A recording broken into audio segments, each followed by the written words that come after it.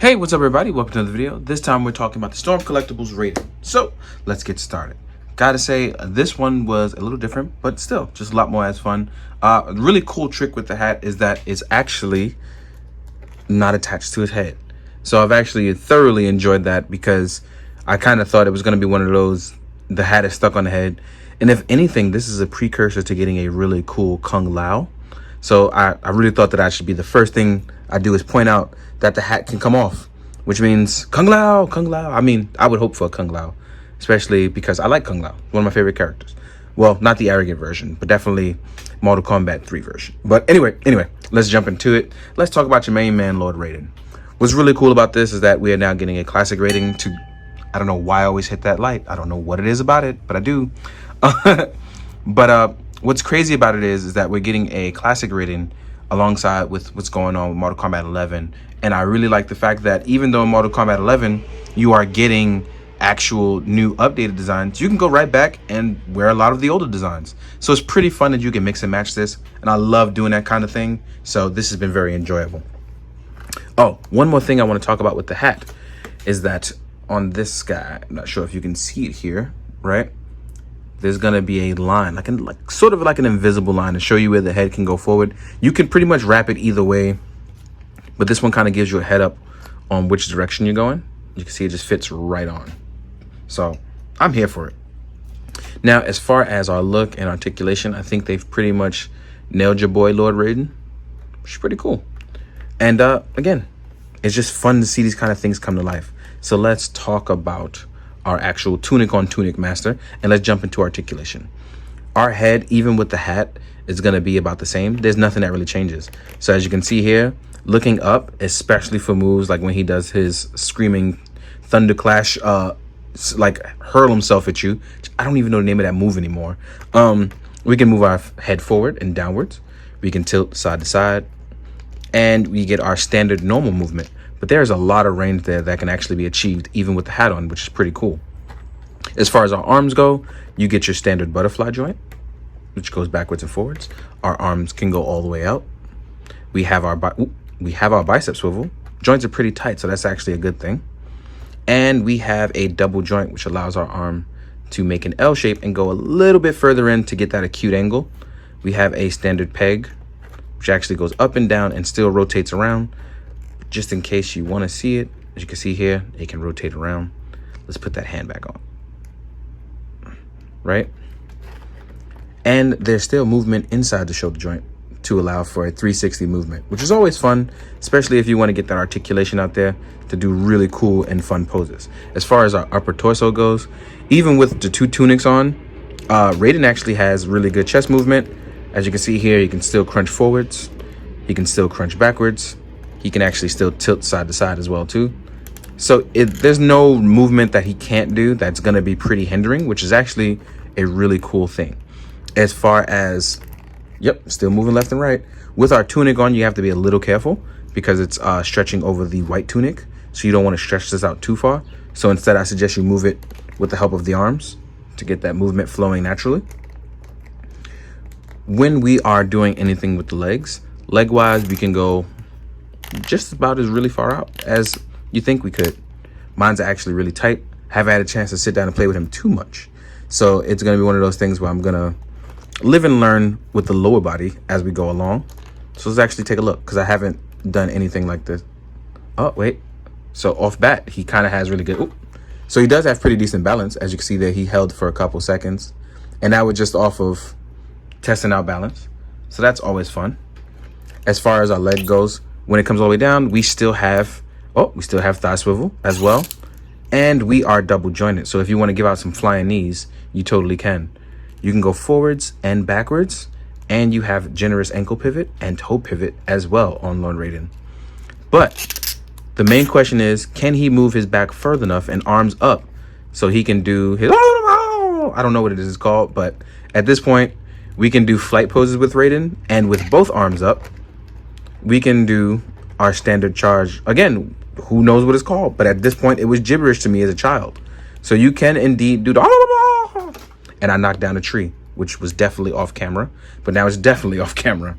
And then even if you want to do the move where he backflips after, like when you block it, all that stuff can pretty much be achieved. Let's actually check that out, actually. Can he turn into a ball so he can rotate after? Oh, wow. This is actually pretty good. So let's say you wanted to somehow do that move where he rotates into a ball.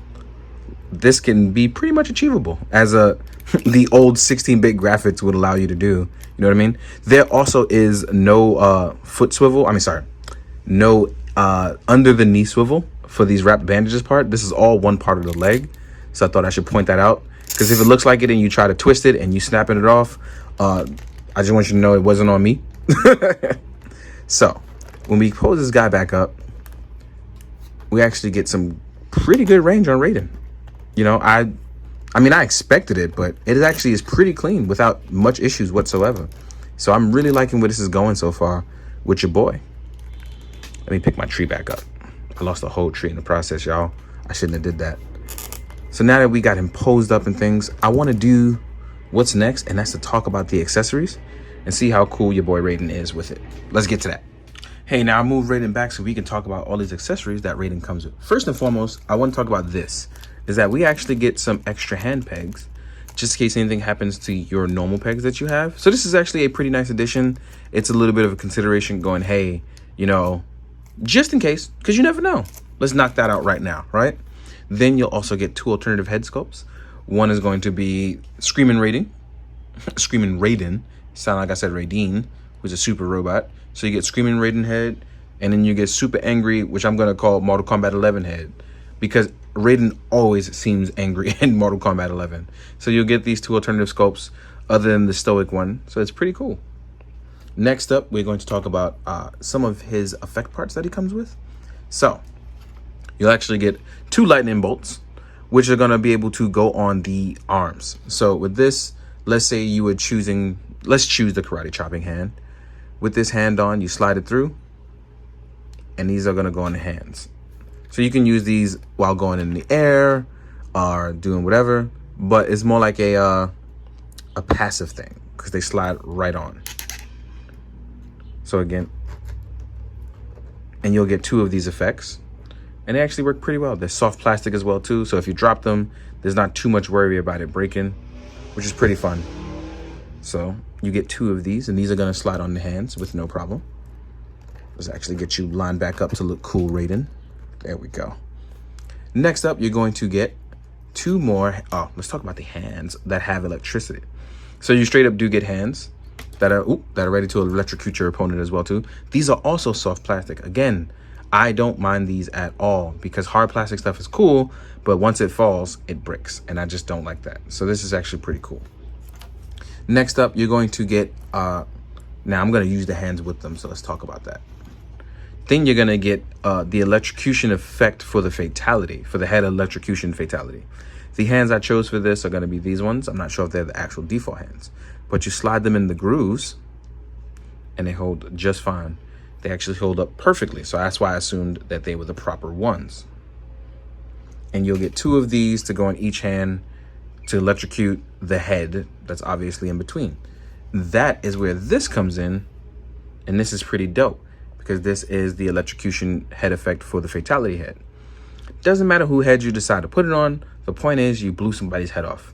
And this can be used in so many different ways, it's not even funny. So if you have a great time doing fatality moves, this is going to definitely help you in your photography, in your Mortal Kombat stuff, whatever it is you choose to. This is a dope accessory. Then we're going to have the rest of the hands. Now, you already saw the martial arts hands, which I use for the lightning effect. Then you'll get 2 martial arts posing hands for Raiden as well. You have the closed fist, is what you saw. Then you get 1 more relaxed hand. Sorry, you get 1 set of relaxed martial arts hands. These are a little bit more easier to go about. You saw your electrocution hands for your effect part. You can also use these for normal martial arts hands as well too. And that's about it that covers for accessories. Now we can get into the point where we talk about how he scales out with other stuff, whether it's Storm or other things. So let's get to that. All right, guys, now we're going to jump into the part with the size comparisons. First things first, I'm going to use other Storm collectibles before I jump into other lines and see how he compares. So let's choose one of my Cyber Ninjas, and I have Cyrax here. So let's use Cyrax, compare him size-wise to your boy Raiden. As you can see, he pretty much skies out. he sized up pretty well with Raiden. He's a little bit bigger, but he's also a cyborg, so it is what it is. Next up, I'm choosing Baraka. Baraka Maracas. And I think Baraka definitely scales pretty well with them. Again, if you want to make Raiden a small thunder god, I think that's totally fine. That doesn't really bother me. So let's move these guys out of the way. Next up, we're going to do Sub-Zero.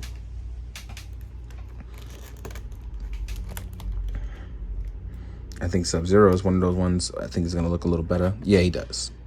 Right? And then next up, we're going to do a little bigger. So let's go with Shao Kahn.